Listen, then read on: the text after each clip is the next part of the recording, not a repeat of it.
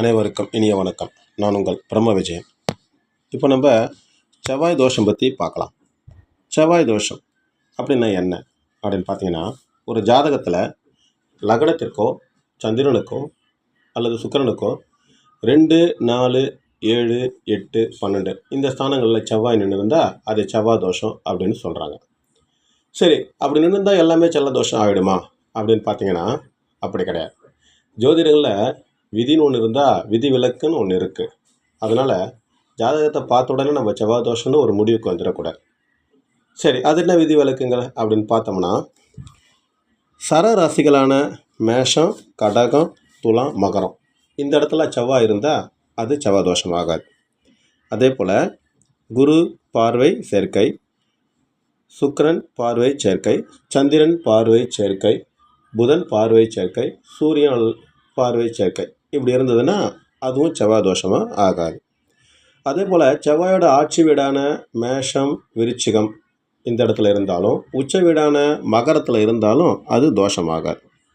அதே போல் கடக லக்னம், சிம்ம லக்னத்தில் பிறந்தவங்களுக்கு எந்த இடத்துல செவ்வாய் இருந்தாலும் அது தோஷம் கிடையாது.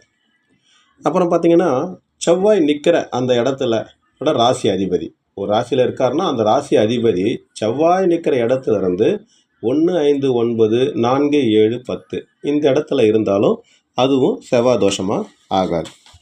இன்னும் பார்த்திங்கன்னா, செவ்வாய் இருக்கிறது 2வது இடமா இருந்ததுன்னா அது மிதுனம், கன்னி ராசியாக இருந்தால் அதுவும் செவ்வாய் தோஷம் ஆகாது. அதே போல் 4ஆம் இடமா இருந்து மேஷ விருச்சிகமாக இருந்தால் அதுவும் செவ்வாய் தோஷம் ஆகாது. செவ்வாய் 7ஆம் இடத்துலேருந்து அது கடகம், மகரமாக இருந்ததுன்னா அதுவும் செவ்வாய் தோஷம் கிடையாது.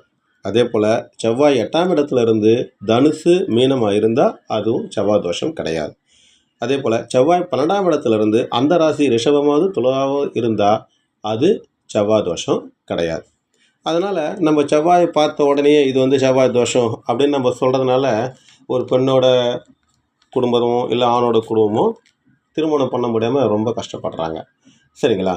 சரி, இப்போ செவ்வாய் தோஷத்துக்கு பரிகாரம் இருக்கா அப்படின்னு பார்த்தோம்னா, வைத்தீஸ்வரன் கோயில் அங்கே போய் பரிகாரம் பண்ணலாம்.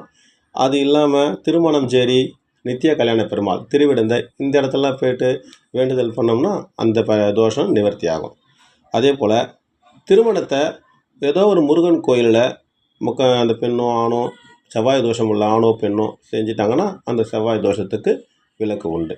அப்படி முடியலைன்னா திருமணம் பண்ணிய பிறகு 2 பேரும் தம்பதி சமேதராக அந்த முருகப்பெருமானை போய் வழிபட்டுட்டு வரலாம். அதே போல் திருச்செங்கோடு முருகனை வழிபடுறது மிகுந்த சிறப்பை தரும். என்ன நண்பர்களே, இந்த வீடியோ பிடிச்சிருந்ததுன்னா ஷேர் பண்ணுங்கள், லைக் பண்ணுங்கள், சப்ஸ்கிரைப் பண்ணுங்கள். நன்றி.